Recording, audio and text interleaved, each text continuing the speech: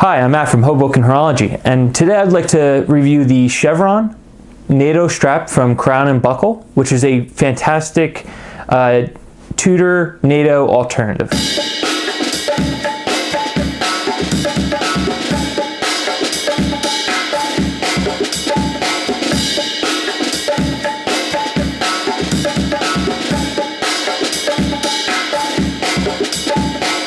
So before I get into this, I just want to say that I'm not in any way, shape, or form sponsored by Crown & Buckle. I bought this with my own money. I paid full price for it.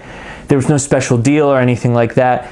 And nobody else reviewed this strap yet because it's fairly new. I saw some write-ups on it and here and there, and they actually have a lot of information about it on their website.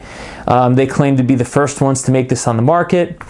I think that any one of us looking at this, knowing better, would know that, of course, they're making this as an alternative to the Tudor strap.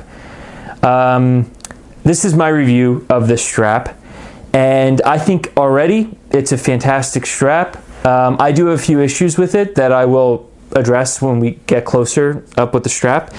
But, you know, I owned this Black Bay in the ETA version. And something I did notice, and if you watch my older video, I actually compared the two watches, not side by side, because I used to own the ETA version and now I own the in-house movement one.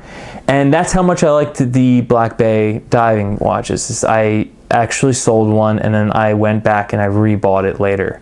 I didn't sell the ETA version for this one. I actually recently bought this one because I missed having it so much. And I think there are multiple differences with this watch compared to the old one, especially when it comes to the lug size and the shape of the case. But that's for another video. Today, I want to talk about this strap because this is a great alternative. And this strap is something like $30, where the Tudor one is a little over $200. Some Americans have it for $200. If you're in Europe, it's a little bit more. Tudor used to give away their straps for free with their watches, and now they do not. They're great straps. They're for their watches, and they come kind of custom for that specific watch, like with the color scheme. But I do have to say that it is a huge disappointment that Tudor doesn't give them for free anymore.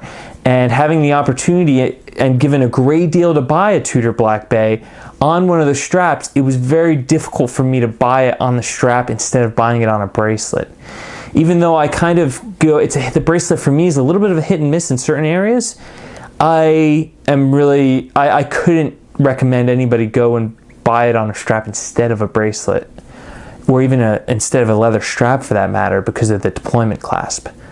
But here's my review of this strap. So let's take a look at it. So here's the strap on the Tudor Black Bay. And I have to say that when I viewed a Black Bay that was on just a Tudor strap, my AD was quite surprised when I was asking for the leather strap that went with it. I was actually looking at the bronze at the time. And they were very surprised that I wasn't asking for a strap for free, but I kind of was, because I'm so used to Tudor giving them away. And Tudor makes a great strap. And I gotta say, when I owned that old Black Bay, I used to rave so much about how amazing the bracelet on the older one was. And even though I used to love the bracelet, I used to wear it on the strap almost 90% of the time. And I remember that strap being a little bit stiffer. And also it had spring bars that were sewed into the strap that perfectly matched the size of the watch. So in comparison, this one I've worn, I wouldn't say I've worn it that much. And it does look like it suffered some wear. But, you know, it looks worse than I think it actually is, because these holes seem like they're sealed. And it looks like they're sealed quite nicely. They're probably burned through the material here. I don't see any fraying or anything like that. And I have to tell you, just like a leather strap, if you bought a Tudor watch on a fabric strap, I can't imagine that it would last more than a few years, especially if you're taking it in the water and you're going diving with it. With the bracelet, I know I'm good for pretty much forever until a link gives out or the clasp stops shutting properly. But even with leather, you get that deployment clasp. With one of these cloth straps, once it's gone, it's gone. And if the holes are compromised, then the holes are compromised. So this is a single pass-through. let's stop talking about Tudor strap and let's start talking about this one. This is a single pass, so it goes all the way through, and you have a free keeper here that's just free flow, like free, not being held in by anything, just the material itself. And then the other material, what it does is it comes through here, it loops in, it goes under, and it attaches to this keeper here. So when you put it in, this is how it would look. It would attach like this, and you would not be able to feed it through the buckle like so. You would have to put it through the two keepers. Now, I could be mistaken, but I think I remember feeding mine through Tudor's buckle here. And I think that would be an issue with the strap. And maybe this buckle is supposed to be a little bit bigger, or maybe it's supposed to be proportioned differently, like they're supposed to be over more, because it seems wrong to me that that's how it should look, that it jumps up that much. Which brings me to my other issue with this strap. Now, let me feed this through. And let me tell you guys, especially if your watch sits a little bit high, like I think these Tudors do, it's nice having a single pass instead of a standard NATO. I've actually started cutting off the back ends of my NATO straps that I wear on larger watches because turning them into single passes is much nicer. I just took you off camera because I have to feed it through. I don't want to do it on camera because I need to use some leverage. So here it is on my wrist, and I have the strap the longest it can possibly go. I'm on the second hole, which is fine, but it has a lot of material to get around. So it locks into the first keeper, and that's where it stays. It is a very, very comfortable strap.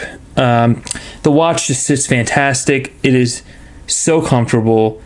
I just wish I had, if I could make it longer, I'd like to be on the other holes so I have more material to lock in.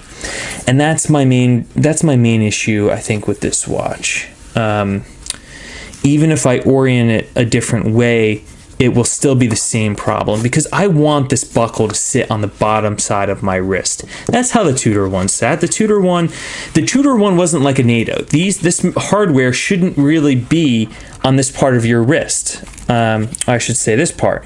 It should really be underneath because it should sit like a regular, kind of like a leather strap. At least that's how the Tudor ones are. And why do I say that? Because the Tudor ones have the spring bars in place permanently. Now, the reason I like this strap so much is it's a great alternative to the Tudor strap. It's literally the only one on the market that's like this. It is high quality. The hardware is utterly fantastic. If I had smaller wrists, I'm a 7-inch wrist, by the way, circumference. If I had a smaller wrist, it would be even better because you can move this hardware up, even if it's all the way where it sits near the watch. It won't bother you. The hardware will just be there, but the strap will be as small as you need it to be. Unfortunately, when you need to be just even longer than it allows, there is no option for that. And like I said, if you look on the site, as of right now, as of filming this in the beginning of January, there is 2 straps that are already out of stock. The navy and red, which is a direct comparison to a Tudor strap that they make, and the navy and the kayak stripe that goes down, which I think would actually look fantastic on my watch. Why did I get this one that you see in front of you? Well, this is kind of a navy blue on a black strap, and if you look closely, you'll see that there are navy blue lines through it. When I actually bought the strap, I was concerned it was going to be too blue because I wanted a black strap, and it's not. In person, it looks black. It does not look blue, and I was actually considering dyeing the strap, but I didn't think that was necessary. I just kept it the way it is, and it looks fantastic. And honestly, I think that where these straps would really shine is if you use them on other straps that aren't Tudor Black Bays. But for me, I wanted this strap. I wanted the Black Bay strap. Do I think it's as good as a Tudor Black Bay strap? Well, no, I think the Tudor Black Bay strap is still a nicer strap, especially maybe the Tudor Black Bay strap was shorter, but I don't know if I had that same problem with the hardware. I would tell you, I don't think I did. And if this was the same length as it is now, but I could get it through this part of the buckle, it would feel very, very secure. Maybe it's me that I'm having that issue. Maybe I could try to get it through there. But if you see, even just doing it on camera, it is a little bit of a struggle to get it on there like that. Maybe that's what needs to happen. Maybe I need to try to force it through there. But just from my first and from my general impressions, it does seem like it is a little bit of a struggle to get it through that part of the buckle, especially when it's on my wrist or it's dangling above a kitchen counter or something like that when I'm putting my watch on. So I think that I think the strap needs to be a little bit longer because it's adjustable and because there's so many holes. But that being said, it's $32, maybe $35 with shipping and everything on their site.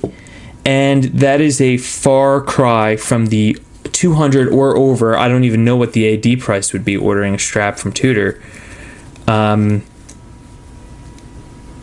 Price for that strap would be, and I might be really negative on this strap because I'm comparing it to a $200 strap, it's over $200 strap that's made by Tudor.